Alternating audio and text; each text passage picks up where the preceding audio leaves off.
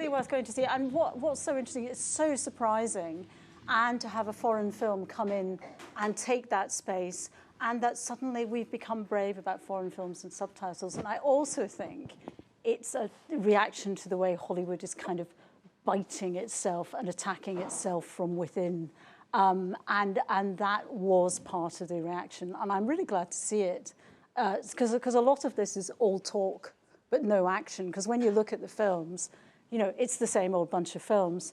I mean, I was saying to Merope on the phone, I was looking at Ford versus Ferrari, bloke film, bloke buddies, Irishman, bloke buddies, Jojo Rabbit, bloke buddies, one of whom's Hitler, Joker, bloke who's a buddy with both sides of his brain, you know, 1917, bloke buddies, Once Upon a Time in Hollywood, bloke buddies. So, you know, I'm so pleased that Parasite, about a family, about class, with that incredible wit.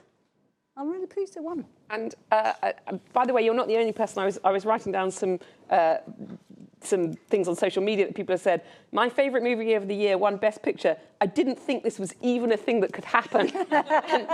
and someone replied, "It's so rare. Drink it in," because it's so unusual that people actually agree with the best film. And you also wanted Parasite. Definitely, yeah. I think it's the best picture winner for about 30 years. I go back to Silence of the Lambs in 1991, which I think is a cast iron masterpiece. I think this is the first proper masterpiece that, in 10 years' time, we'll all be going, oh yeah, Parasite was a fantastic, brilliant film that pretty much, everyone agrees is a work of genius. And it's pretty rare in the history of the Oscars. Most of the time, if you compare I know critics are one thing, but if you compare either the most popular film, the most critically acclaimed film, it's rare that all these things come together in one film, and it's a hit. It's a commercial hit for an art house in quotes subtitled film. It's doing brilliantly. Sold out of the weekend in Curzon cinemas. I saw. It's selling out picture houses as well. I think even before it won Best Picture in America, it's been the biggest subtitle film in history. Biggest art house hit of the year, and I think it is a really good time as well. I think the word of mouth, as soon as it won Cannes, so the whole history of this film is it won Cannes in May last year, so it's been a long journey, to use that terrible word, for this film. But it won Cannes, and often winning Cannes is like a real turn-off because people assume that Cannes films are quite boring and arty and annoying. But this was a really good time, and I think all the reviews reflected that immediately. This is an incredible, great, exciting time at the movies, as well as being something about class, etc. And I think that word of mouth grew month upon month upon month, and it got to the point where when it opened in America, there was incredible thirst to see it, much bigger than normally you'd get from a film like this. And here, it's even more here, brilliant timing by the distributors here to open it on Oscars weekend, open on Friday. I mean, they very confidently knew. I'm surprised at the number of people who've seen it. Right, that it's, yeah. I know it's been a sellout everywhere. So it's just a fantastic, rare coming together of all the elements. It's funny that you mentioned Cannes and, the boring aspect of it, because I wonder how many times the film's won the Palme d'Or and the Oscar. Oh, it hasn't happened for 55 years. For 55 years. Yeah. So, because and the one other thing to say about it, which I hadn't noted until today, it's the only film, I think it's the only film on the Oscars, on the Best Film shortlist, which is a contemporary film set now. Everything else is set in the past, which is really, really interesting. And I hadn't thought until somebody pointed it out. Now, here for the contrary point of view, not the contrary, you think it's a great film. Yeah, I mean... But... Yeah, two disclaimers. Love Parasite, obsessive about the Oscars. However, I think the Oscars are broken, and I think last night revealed exactly how they're broken. And that is, I mean, we can go back to 1928, which is when the Oscars started. And it started very much as a celebration of the American film industry. And then every so often there's been little sort of foreign language films that popped up. The Artist won Best Picture. Technically not a foreign language film because it was silent and the intertitles were in English, but French movie won Best Picture. Roberto Benigni in the 90s, he won Best Actor and Best Director, I think. I'm looking at Boyd for confirmation. Yeah. For Life is Beautiful. And now we have Parasite. Which is the first South Korean nominee ever in the Oscars. And I kind of find it a little bit patronising that the Oscars has picked a foreign language film and said, you are good enough to be counted among the best pictures. You know, why not? Every year there are hundreds of foreign language films released. Why not those? Why weren't Bergman, Godard, Truffaut, whoever you want to name, Varda, why weren't their films in the best picture category? They weren't there because the Oscars are screwed, you know. It's a weird system and a weird setup. And it's not just the films they pick, it's also the ways in which they pick them. If you go into the Oscar rules, I think a film has, to be nominated, a film has to have screened for 7 consecutive days in LA County, which is a weird restriction, always has been, but particularly in the age of streaming, you know, and this is why Netflix give films short releases, and Netflix has actually bought a cinema in New York, and it's basically so the Netflix films can get nominated. And I actually think that this is the year where the Oscars has to grapple with these problems, because what happens if next year there isn't a South Korean movie among Best Picture, or a French movie, or an Italian movie? It's just going to look doubly weird. So I guess the Oscars. I don't quite get what you mean, because I mean last year Roma was the big favourite to win Best Picture, which was Alfonso Cuarón's Mexican film, and it was in a foreign language, and it was the favourite to win, and then in the end didn't by a whisker, one imagines. So, and there have been quite a few foreign language films in the Best Picture list, actually. I mean, you know, I would say, off the top of my head, I think there have been about 4 or 5 in the last 10, 15 years. Not enough, obviously, but having said that, I don't get why they're not just rewarding, quite simply, the most enjoyable and best film to watch. I mean, I think you're overthinking it. I think what's happened with this film is... I do that.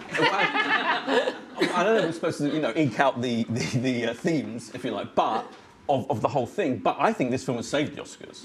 I think this film has single-handedly proven the Oscars are still absolutely relevant, important thing, because the massive boost that this film will get from winning the Oscars, on top of its success already, means that it's made the Oscars relevant.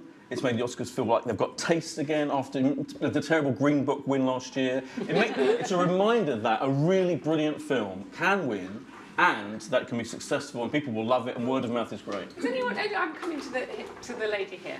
Hi, Calix. Hi, Calix. I'm just curious as to why you would think that it's either ruined it or saved it, given this happens on a cycle every 3 or 4 years. Like Moonlight. Calix, stop being so wise. And we can look at it and say, oh wow, well it'll look really bad if there's no foreign language film on the ballot next year, but it would look really bad if there were no female directors on the ballot this year, or black people ever on the ballot. Like, it's not... Representation in the Oscars is an ongoing problem, and there's never been a point at which it's actually had a tipping point. Equally, Moonlight did amazingly, and then the next year they won Green Book. So, I don't think we can really say that this is the make-all or end-all of the Oscars. I think it's sort of par for the course, really. I think you're right. I think a huge chasm, though, has opened in the Oscars, and there's complete schizophrenia between kind of the Oscar mind and the film industry mind. The film industry is catching up with what the Oscars want the politics of film to be, and all those some of them quite self-regarding, some of them wonderful speeches made by stars saying this room is not black enough, this room is not diverse enough, we should change this, but I'll just take my award anyway if you don't have it. Really pleased to have it, thanks. And so there's a real double think going on, I think, in this world. And I think the film industry is changing. And I mean, if you think back to 10 years ago, and I've been campaigning for years with Time's Up and with Women in Hollywood, there were no female directors in Cannes. There was often nothing listed, and there still is this year nothing listed under female directors. But that is changing, and if you look at next year, there are 5 Marvel-type blockbuster films. There's Black Widow. There's films directed by Ava DuVernay. There are huge blockbusters being directed by women, and I think maybe that will come slowly through. And another thing I wanted to open up with you guys too is, why don't we have the blockbuster category when we watch all those films? And they try to bring it in. And I feel there's huge craft in those blockbusters from Star Wars that we just really don't appreciate those performances the Bonds, the I think the the Marvels. point before you, I've seen a man with his hand up, and I'm just going to. We'll come back to you in a second on that exact point. My name is Adam. I just wanted to say I love the view that this movie has saved the Oscars. I really agree. I think it's a nice confirmation of a trend that we have seen in the last few years. To your point, we had films like Amour. That's what I was trying to think of. Thank you. we had various other films that made it beyond last year. Apart from Roma, Cold War from Poland, which made it in the Best Director category as well, with Paweł Pawlikowski being nominated for the big Hollywood names. So I think it's so lovely to see Oscars, which traditionally have been something that the entire world obsesses over, to go beyond this American sort of point of view and really become a global phenomenon. And I think the interesting question is to where the Oscars are going to go from here. Are they going to become more of a global, almost like a festival type of awards scene, or will they kind of go back to the Green Book, which was a very American, very traditional Hollywood, or are they just going to be as diverse as they kind of have been the last couple of years? So. I think that's the real. What's your name? Adam. Adam. Yeah, I think that's a really good point. I think it's also saved it, as to your point. I'm not just saying that because it's such a good film that it saved it. I'm saying it was such a surprise, and that it makes the whole film thing seem less predictable and more exciting compared to the BAFTAs the week before, where pretty much every major category was down the line. What everyone expected to happen, because obviously all these things are a race. All these things, all the predecessor awards, the SAG awards, the Producers Guilds, all of the Critics Circle awards, all of these things build up to you get to the point where every single category is more or less quite predictable. All the acting categories, all those 4 winners, by the way, who won last night, have all been nailed on for about 4 months, and they all won. Now the BAFTAs had that as well, with some slight differentials, but.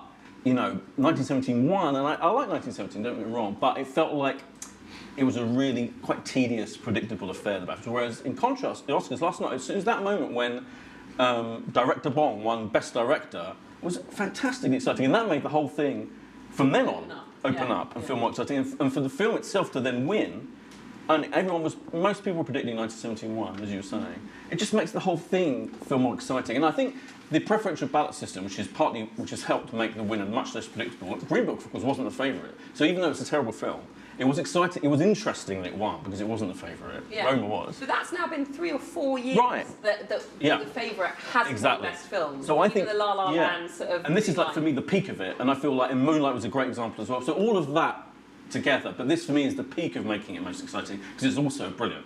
Would you just quickly explain the preferential ballot system which is delivering these surprises? It is a bit like the Iowa caucus, but roughly speaking, everyone has to rank the 9 nominated films in their preferred order, and the one that comes basically, if anything gets 50% or more of all the votes, that wins, but that never happens. So. The least popular choice, that gets ruled out, and anyone who voted for that as their number 1, they then get redirected around to all the other. Yeah. So that happens constantly until you get to the point where there's a kind of consensus. So it's a more consensus-based. Is that system. New? That system? That's been going for 10 years maybe, and I think it has had an effect because it just means that if it's just purely on the number of votes, then you're driving Miss Daisies. Then the 70-year-old. The old people who do still dominate. The Oscar voters are still 65% male, 74% white, and that you'd still get, I think, more of that because those people still tragically vote for quite traditional films like Green Book. But if a film hits through with huge numbers of people somewhere on their preferred list, then it stands more chance of winning. I think it makes it less predictable. There's a really in somewhere in LA, there's an old people's home for former Academy Award winners. And during the sort of campaign to win an Oscar, many people go to the old people's home to try and solicit votes. It's really quite extraordinary. Yeah, Renee Zellweger has performed Judy Garland songs at that places. Particular, the old people's home for Academy Award voters. Anyone else who's seen James? I know I'm not supposed to. I'm James. He is. I'm going to break the rule because I just wanted to. I want to make an observation. The thing I want to ask you, Paul, was just a question. Does anyone get the breakdown of that preferential voting is there anywhere that you can go and see it? I don't think so. Not that I know of. It's no. a secret. Is it? I believe it's a secret. Yeah, I don't think they issue those results. Yeah, but it'd be great if they did. No, but it would just be an amazing. It would be amazing. Yeah. See what came first and what got knocked out. Yeah. The only thing I was just going to say is that I have this. I think I'm getting more French as I get older. This whole thing about ownership of culture and Americanization of culture. And the thing that when I woke up and heard the news, I thought, and I'm afraid I didn't stay up all night and watch it, but I woke up and heard the news, and I felt something similar to Pete's point, which was there's a sleight of hand that's been played here, which is it's everyone tells me Parasite's amazing, but it gives you a sense of a kind of a globalized culture, an international culture. But actually, my feeling is that, and I grew up watching Dallas, so it's not as though American culture is new, but it does feel to me as though what the result of streaming, the result of the platforms, is that not just in film, but particularly in television, you get the domination of these huge, assets in TV culture, and so whether or not it's your Successions or your Big Little Lies or whatever it is, it's US style culture that is really dominant on the screen, and these films such as Parasite, they're actually increasingly eccentric delights. They're not the mainstream. What it feels like. Yeah, I think you've got a point. I think all the films, interesting. It's a really interesting list this year. Apart from the fact that that's the only one set in the present, which, as you said, I think I was looking at the list as soon as it came out, and you look at connections. There are a lot of films on there that are quite boldly kind of not narrative driven. So that's your point about, because TV drama, that stuff you're talking about is very narrative. I mean, it's brilliantly made, cinematic, of course, but it's like you've got to keep people watching this stuff. Netflix want you to carry on watching their binges and all that. But this, like Once Upon a Time in Hollywood, is an incredibly relaxed hangout movie, which goes on for 2.5 hours, and nothing really happens until the last half an hour. I mean, The Irishman is even more extraordinary. I mean, at 3.5 hours long, it's become a joke. Kate said to me, you only have to watch 20 minutes. It's like the same again and again and again. I love The Irishman, don't get me wrong. No, I'm only an hour and a half in, so... I love that film, don't get me wrong, but it is a boldly long, slow, gradual, depiction of a life. And so, what I'm trying to say, I think they are kind of different to... There's very much making stuff that's pointedly different to that TV stuff you're talking about. I think is a thing, yeah. How many people finished watching The Irishman on TV? Oh, James. I loved it. I love it. But How many people started watching it and didn't finish it? Who started and didn't finish? All the ladies. Oh. It's all the ladies.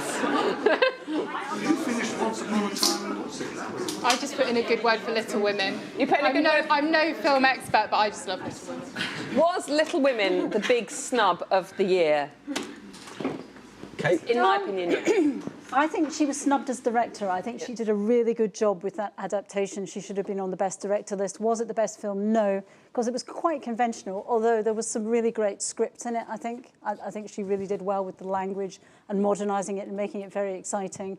But for me, it didn't quite... But when you're back to the 65% male thing, I've been to see that film. I'm sure lots of women have been to see that film. The cinema was absolutely packed, and it was packed full of women. And I'm not the only person to have noticed that. I'm sure other people had the same experience. And you sort of wonder how... And one other point I wanted to make about Little Women, absolutely rammed, sold out everywhere, but so noticeably full of women. And, I think on this desk people say, oh, my wife and my daughter went to see it. Oh, why didn't you go and see it? Oh, Little Women, But the other thing I wanted to say is just whether...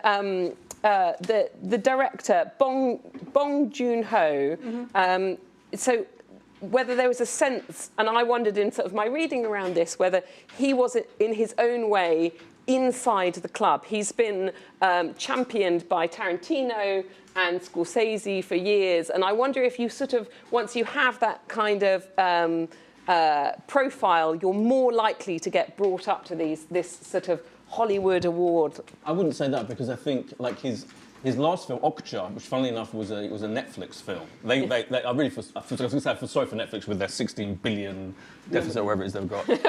They backed Okja, which was his really weird, eccentric, giant pig film, which I loved, but it was all over the place, wasn't it? It was like completely crazy film that was never really going to stood a chance of smashing through, and they didn't go for this one, which is obviously. But before that, he did Snowpiercer, which didn't even get distribution here, and in fact, it's on Film 4 tonight, and I urge everyone to watch it or record it because it's brilliant. Didn't even get shown in cinemas here. I've got a list of his 4 films, his 4 other films that were recommended: Snowpiercer, The Host, Mother, and what's that one called? Okja. Yeah. Okja. I mean, they're all great, to be honest, but I don't think I know why you're saying it, but in reality, I think he's still very much an outsider. He was still an outsider. 100%, yeah. OK, let's just talk about Netflix and streaming for a second. Sorry. Going to raise another point insofar as... Do say your name if you could. Anne. Thank you. I have long since stopped thinking that actually the best picture is actually about the best film. So I came out of 1917, was blown away, came out of Parasite, thought, oh my goodness, this is amazing. But Marriage Story, I just don't get it. And I didn't really understand why Just Mercy didn't even get a nod, really. So I just wonder how much it's about a popularity contest, like Bomb Hive or You Must See 1917, or it's about genuinely the best picture, whatever that means. Mark, you have... Well, I think to that point, it depends what filter you apply on the Oscars. Is it a trade event for the industry? In which case, a lot of this stuff about Netflix and the representation angle and people championing a South Korean director is important, or is it for cinema audiences? Is it a consumer thing? Because they don't care whether a film's made by Netflix or who's made the film. They just want to know that their film won, and because of the telecast element to it, the Oscars is kind of stymied, right? Because they've got to have films in there that people recognise and want to champion, and if it's full of global art house movies, people will soon switch off, and then this massive 4-hour TV event or whatever it is now, with presumably huge advertising revenue attached to it and all that kind of stuff, that all disappears overnight. So I think it's in a bit of a tricky place, and I don't think it's having a sort of identity crisis, not just with sort of culture, but with streaming. So is it just a trade event that it lets people watch, or is it actually like the sort of the National TV Awards type thing where it's it's a huge public event? I don't know. Felix, again?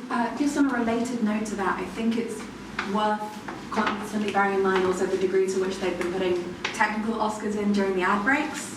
And so there's a very literal split on show the popular stuff when everyone's watching it live, and then show sound editing during an ad break, so that you can have a certain degree of trade industry discussion without necessarily having to deal with people not knowing the difference between sound mixing and sound editing. Which is it could have been the sound editing that made the film. They did have all, but last night they did have all the awards, all the technical awards not in ad breaks. They did that I think the year before, and they've stopped doing that due to the outcry from those branches of the Academy. So unlike the BAFTAs, which are not even live and recorded, and they cut out BAFTAs, they cut out bloody cinematography and soundtrack. I mean, it's fucking ridiculous. So the Oscars, I mean, that's why it went on for 4 hours, because they did show every single award last night, which I totally back. I think that's how it should be. If you're a film fan, I mean, the BAFTAs not being live is insanity. That's a different matter. Sorry. Let's just do a bit on the streaming stuff. Netflix, 24 nominations, 2 wins for Laura Dern and Best Documentary, American Factory on Netflix. I hadn't heard of it. I'm going to go look it up now. And Laura Dern for Marriage Story. I really liked it. Has anyone else seen it? It's a totally forgettable film. I bet. It was a pleasant enough way to spend 2 hours. But Adam Driver's so good, and Scarlett Johansson's so fabulous, and no, anyone else? I loved it. You loved it? Anyone else? Who's seen it? I really liked it. Of the hands, who's seen it? And keep your hand up if you liked it. Half and half. No, it's a sort of waving bit. I liked it. I think it's a bit like a Woody Allen film from the 70s without the jokes, is all I would But will... This is Kramer, which I think... Yes. Will Netflix be disappointed in that? I think Netflix will be gutted because they've got this. They put $200 million into this film with Pacino, De Niro, Harvey Keitel, Joe Pesci, directed by the greatest director in the world, and it didn't win any Academy Awards. I think they'll be out. And I think it's just been bad luck on their part, really. I think in most years, probably The Irishman might well have won a lot. But they happened to come out in a year where Tarantino made his most successful film that he's ever made, really. And where this thing, Parasite, became a phenomenon in its own unique right. And where Joker earned $1 billion and became a kind of weird pop culture phenomenon. And it's slightly been left behind because I think there is an idea, because it was so long, and because I think the word of mouth, to go back to the word of mouth on Parasite, there's a bloody good time. I think word of mouth on The Irishman, which I love, I keep saying I love it, is that it's a bit of a slog. But do you get the sense, you know, when Netflix first started and it was like, oh, they're gonna cast things by data, and if you like political dramas and you like Kevin Spacey, they'll, you know, and it was all really exciting. But with this, it feels like they're trying so hard to win an Oscar with all the people that you mentioned. It just sort of, I'm always sort of pleased it backfires because it feels like it's, it just feels like it's just desperate. Oscar bait. But they're out there doing stuff like American Factory, which is from the Obama studios, you know, the Obama company. And, it's an American factory. Well, Chinese owners come in and take over an American factory, and it's the two different working systems of... And it's a really interesting documentary made by a woman who made sort of those kind of blue-collar documentaries, years and years and years ago. And that's quite unusual that something... with that sort of level of obscurity that might not get funded at all by anybody, is up there winning an award in the time of Trump. And there's a whole political thing going on here, I think, that there's, the Democratic West Coast are part of the Oscars, and the East Coast and Washington is doing something else. And Bombshell, in fact, which we haven't mentioned, but I found a really interesting film, is part of that kind of exposure of those. I want to come back to the politics in just a second. I can hear Pete breathing, and then there's a woman breathing in anticipation, and there's the lady at the front. I was just going to say, I think there's another studio subplot to look out for in this year's Oscars, and that's Disney, because they only won one Oscar outright, which was Toy Story, and they won some because they bought Fox. So they won a couple for Ford v Ferrari or Le Mans, or whatever you want to call it, and also the screenplay for Jojo Rabbit. But those films would have been in process before Disney bought Fox. So in a weird way, Disney's one outright Oscar win was sort of less successful than Netflix. And these are the big two streaming giants at the moment. And I think they treat the Oscars increasingly as marketing. And Disney, I feel, lost out a little bit. I mean, they would have been disappointed as well that Avengers Endgame didn't get the big Titanic, Lord of the Rings, you made a shit ton of money sort of nomination for Best Picture. I think Disney were actually weirdly the losers last night. But they've just signed on 25 million people onto their streaming service in about 2 days. So they're probably doing they're bathing in $100 bills. Disney is the most profitable. They're making billions and billions. Netflix isn't. So I think it's more of an issue for Netflix, because I feel for Netflix, their whole business model is set on the word of mouth that their stuff is going to be better than everyone else's. And in 2 years in a row, because Roma had the same last year, so near yet so far, not winning. And I guarantee you, honestly, they are desperate to win Oscars, Netflix. I mean, it shows. I mean, it shows, exactly. To be fair to them, I think their run this year has been brilliant. Uncut Gems, which I think Adam Sandler was robbed of, and it was a brilliant film. It's almost quite painful to watch, but if you can take it, it's brilliant. The Two Popes, they've had 4 or 5 top-notch Oscar-worthy films this year, but none of them in the end really punched through in the same way that Parasite did, which they didn't go for, and they went for his film last year. The lady in the front. Hi, Alex. Hi, Alex. I think what I find interesting about Netflix and films is that when I talk to just friends and stuff, people who aren't necessarily movie buffs, the general consensus is Netflix can never deliver on films. They've got the sort of algorithm and their sort of I don't know, whatever, for their TV shows, which are always kill. But then whenever we're but then the films kind of flop. And then I was actually having a conversation about this on Thursday with the Oscars about to happen, and we all just said, they can't do films. And none of us thought about the fact that they were nominated for Oscars.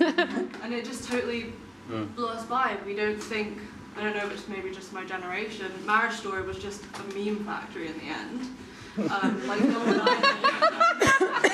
one I knew took it seriously. It was just all the memes coming out on Twitter.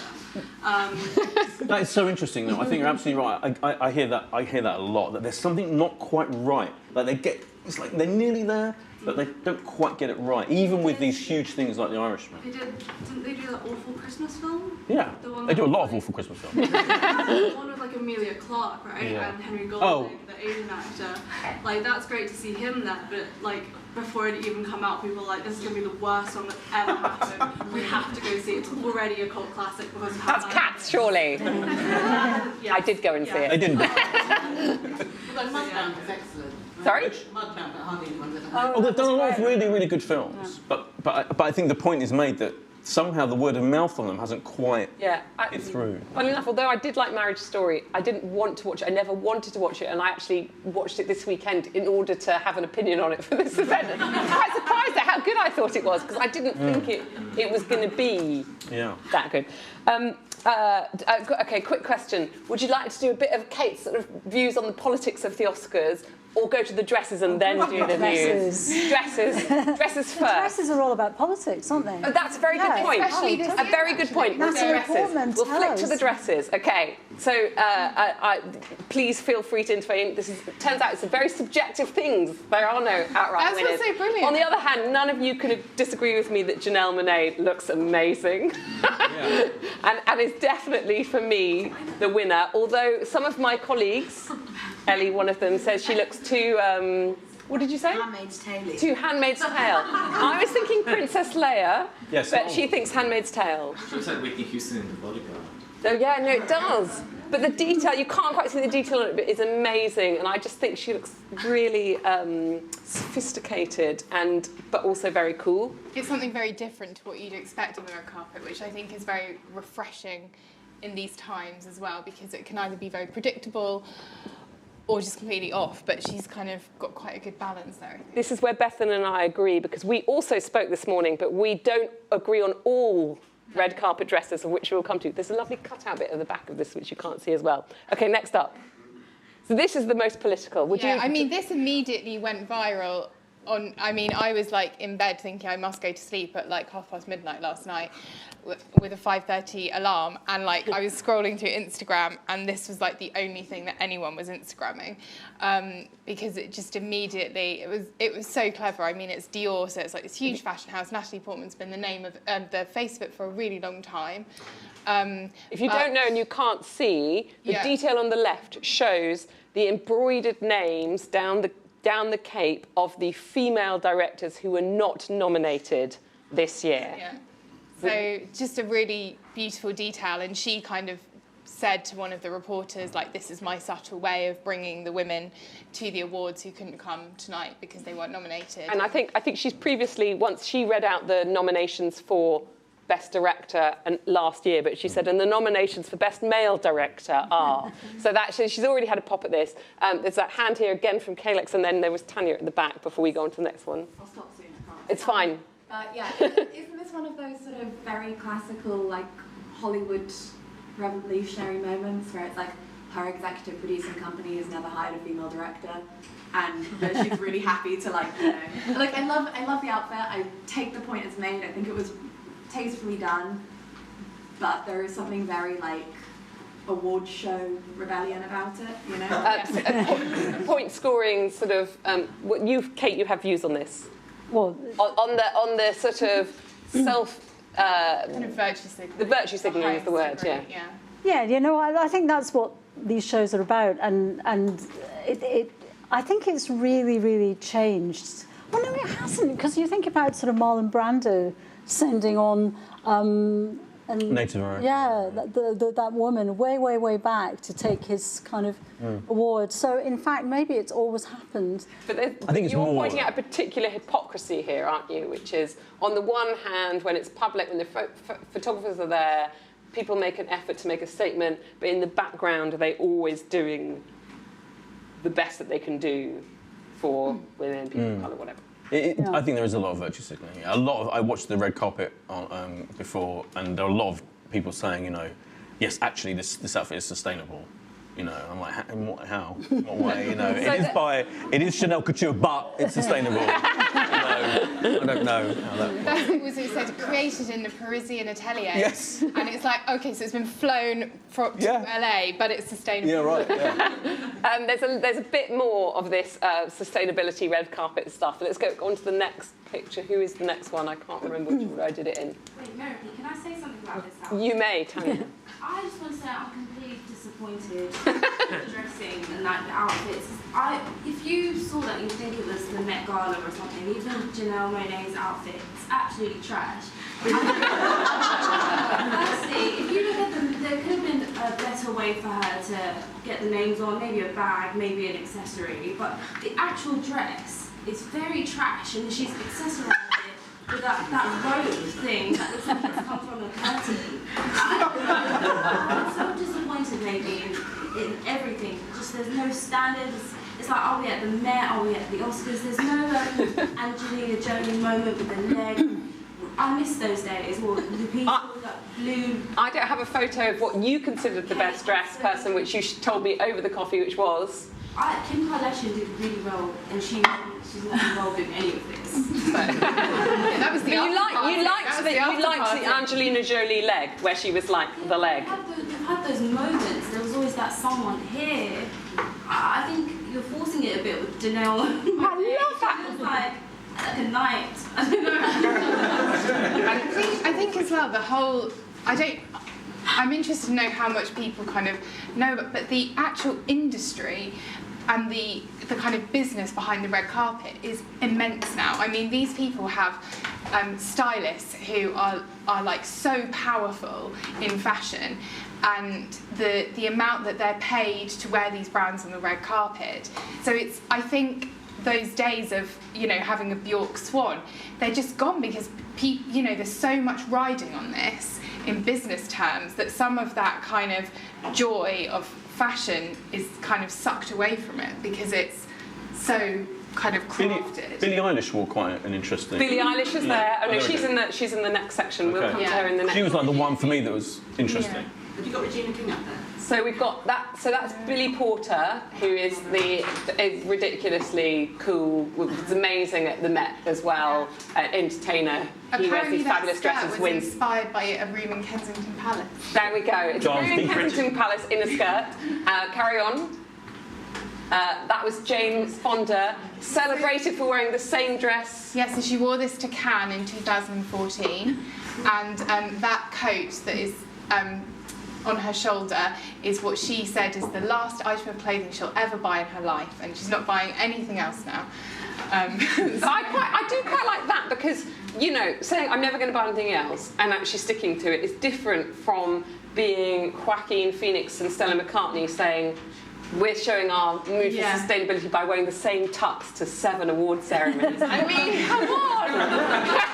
World will be okay. Yeah, well done you. Whereas she's actually sort of practicing what she preaches, I think, beyond the ceremony. Let's do the next one. Charlize Theron in Dior. That's kind of your Angelina leg moment. That's as close as you're going to get, I think. Am I hearing boring from the crowd?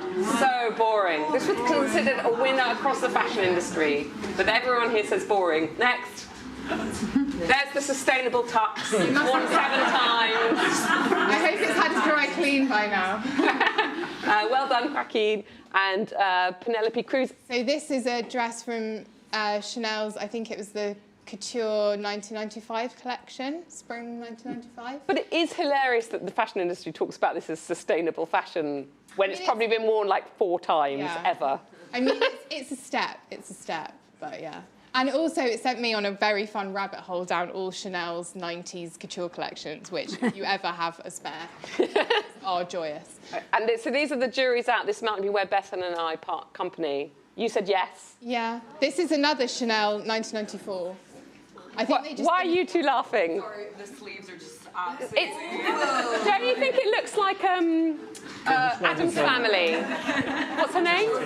Morticia Adams. That's what I thought. There's actually a really great picture of Naomi Campbell wearing it originally on the catwalk, which is much better. But they're not even attached to the dress, that you could literally whip one of them off. I think she does. Armbands, swimming armbands. Yeah. This is the best she's ever looked on a red carpet because her stylist does hate her.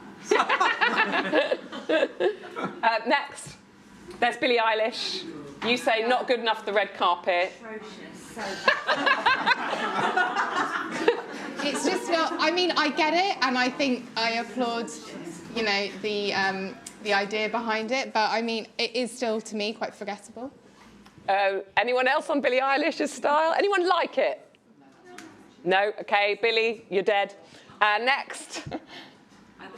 So this started the sort of trend of there was lots of sort of chintzy interiors vibes going on, and yeah, this is Sorscha Ronan in Gucci. What do we think? I like that. Like an usherette with her ice cream. like an ice cream. There's more on got some snacks hidden. I love her. I love her so much. And this is, by the way, this was her 4th Oscar nomination. She's 25 years old, and she's been nominated for an Oscar 4 times already. Talk about making you feel inadequate. Okay, and the next one? Yes. No. Yes. Well, I'm genuinely intrigued. I was absolutely fascinated by this because I can't work out whether it's like is it a statement on street style or something, or is it supposed to be, what is going on? Who likes it? I think it's interesting. And who doesn't like it? I think there are people who like Timothee Chalamet, though. I think he. Stefan, give us your expert fashion opinion. No, I think this is a classic case of Prada signed him to wear on the red carpet, and he had to wear what Prada told him to wear. He must have had some outfit. You mean Prada's? He must have.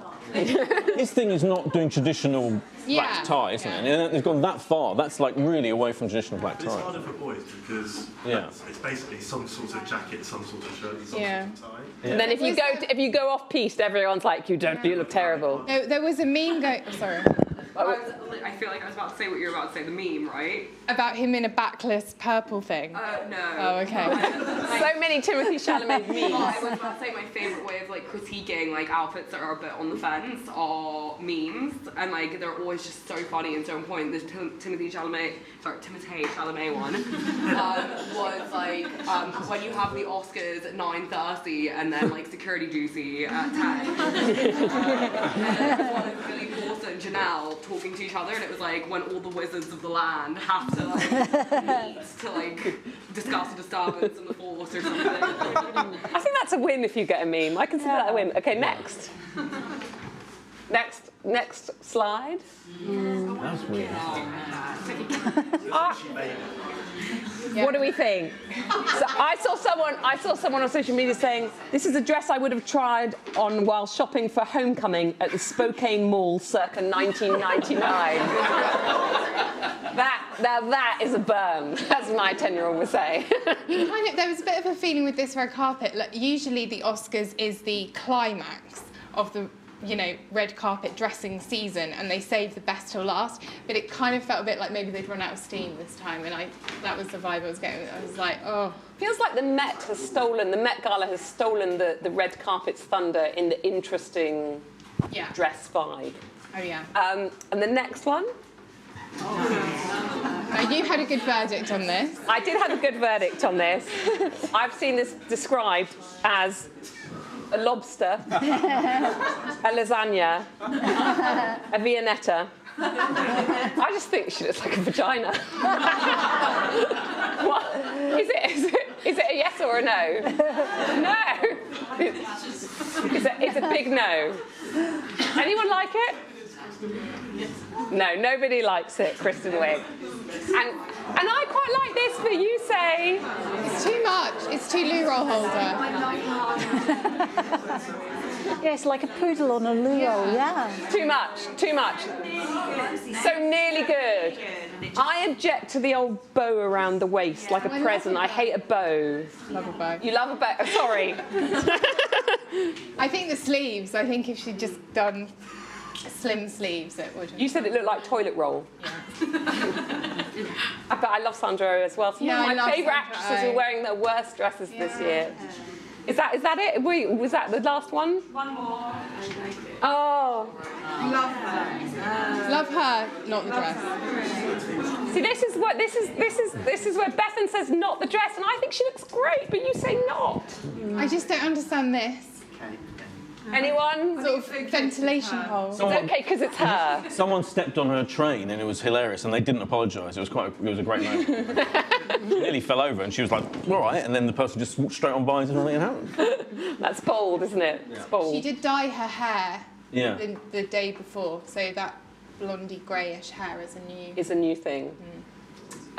Okay, so that's the red carpet verdict. Overall, not a great year, I think. I'm getting the vibe. We had the best ones up there. Who do you think were the best I ones? thought Regina King looked. Yeah, she did look good. I Yeah. thought Cynthia. Everybody, Yeah, she looked really Yeah. lovely. Yeah. You know, when they step out of the car, sorry, I spent too much time thinking about this, but when they step out of the car and they glide across the red carpet, you want to think that's an Oscar frock, and those were two that I thought were kind of really. I know. Well, I could have gone on forever. It's true, and I was partly doing it from our conversation this morning, and partly from the so. I could have gone on, but those were some of the interesting ones. I thought I agree with you about Regina King. I thought she looked lovely, and it was. What do they get paid for turning up in a certain outfit?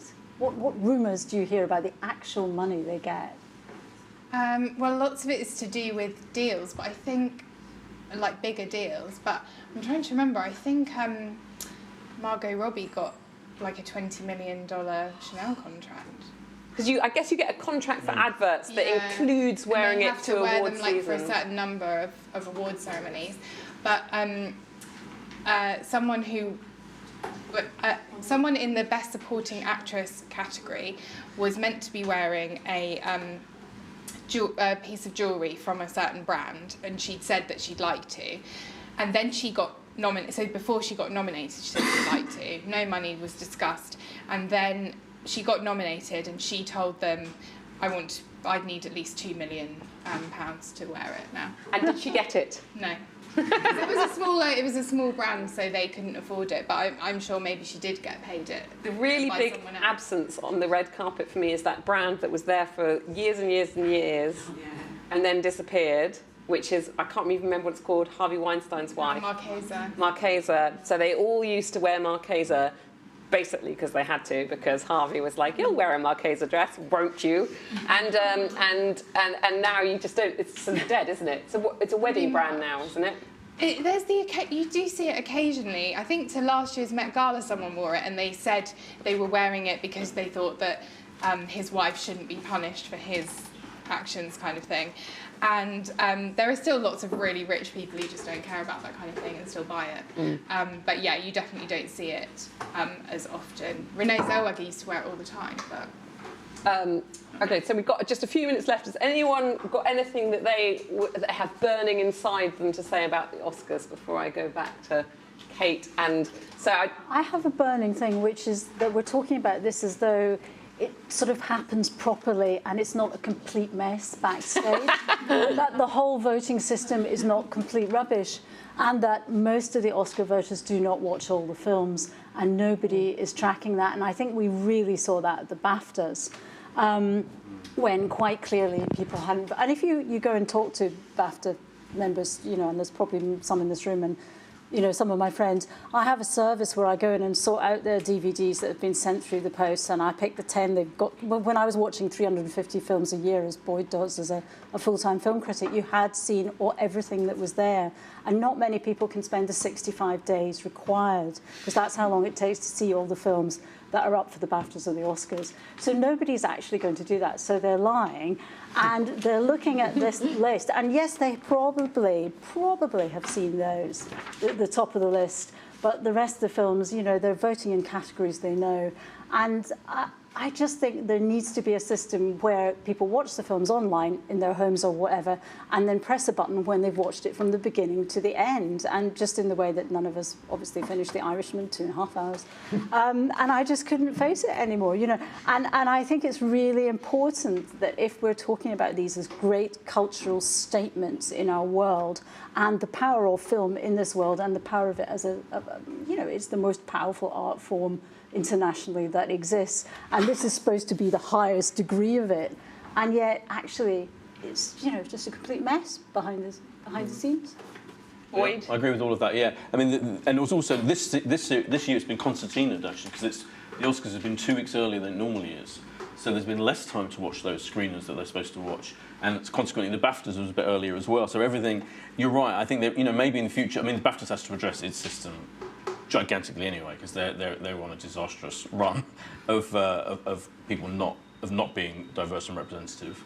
Oscar's not almost as bad. I wanted to give a quick shout out to Sharon Choi, my hero of the Oscar season, who is Bong Joon-ho's translator. Oh yeah. And has done an incredible job of eloquently, wittily translating everything, because he's difficult as well, because half the thing he starts speaking in English a bit, then he goes into Korean, then he has in and out all the time, and she has to sit there taking notes and literally capturing his wit and humour, and she's done a brilliant job. She's a phenomenal, and she's a budding filmmaker. She should get the Oscar. Yeah. Okay, so the flag has gone up. I'm just going to attempt to try and sum up some of the things that everyone said. I get the sense that everyone thinks that Parasite, well, you said it is the best picture winner for 30 years, Boyd. A work of genius, popular and critically acclaimed, and a commercial hit, even before this. The biggest subtitle film in America, and an incredible word-of-mouth phenomenon. I haven't seen it. I'm so desperate to see it now.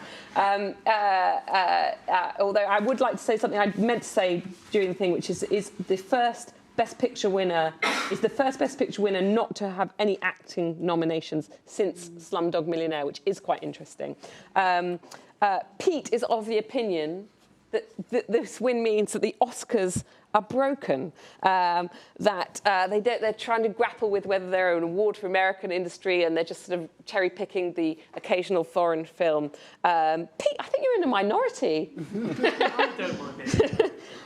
Boyd says this is the film that has saved the Oscars. And, as Kalec said, we have this issue with representation that it is an ongoing problem. And the Oscars feel incredibly schizophrenic. One year they'll do something really weird like Green Book, and then this year they'll do a film that everyone loves. And it feels, as Kate says, that the film industry is catching up with what the Oscars want the films to look like. But Adam, you said it was lovely to see them go beyond America this time, and see that sort of festival, festival favourite build up. I'm really interested in how the combination of the preferential ballot system of 10 years ago is mixing with the changing makeup of the Oscars, with the Academy voters. So together you're getting this sort of slightly changeable winning thing, but you're obviously seeing a change. And for 4 years now, we've had this best film win that we just weren't expecting. And I think that does make it more interesting, as you say, than the BAFTAs, although it is worth noting that you still have 65% male and 74% white makeup of the Academy Award voters. The big losers of the night, was it Disney who'll be disappointed, or was it Netflix who'll be gutted? Disney still make loads of money, Netflix really don't, and are desperate, and they're showing their desperation, which is, I think, something to look out for. And there's a question mark, I think, from the audience here, from Alex and others, that whether they can actually deliver those films that people want to see. As someone said, they nearly get it right, but they don't quite get it right. And I think we'll see, as you said, this changing nature, because the voting system, as you said, is completely rubbish. People don't watch half the films, and that's part of the problem. So we're set to see more shocks in the future, perhaps as people are made to watch films. I think one of you said on the phone to me yesterday that at some point they'll force people to watch films before they vote. So digitally they'll be able to monitor whether people actually are consuming all the films, and that will shake things up again, and I think it'll be really interesting. Thank you for indulging me and my love of the Oscar dress on this very rainy night, and for contributing your opinions, and I hope it was useful and entertaining. So thank you for coming.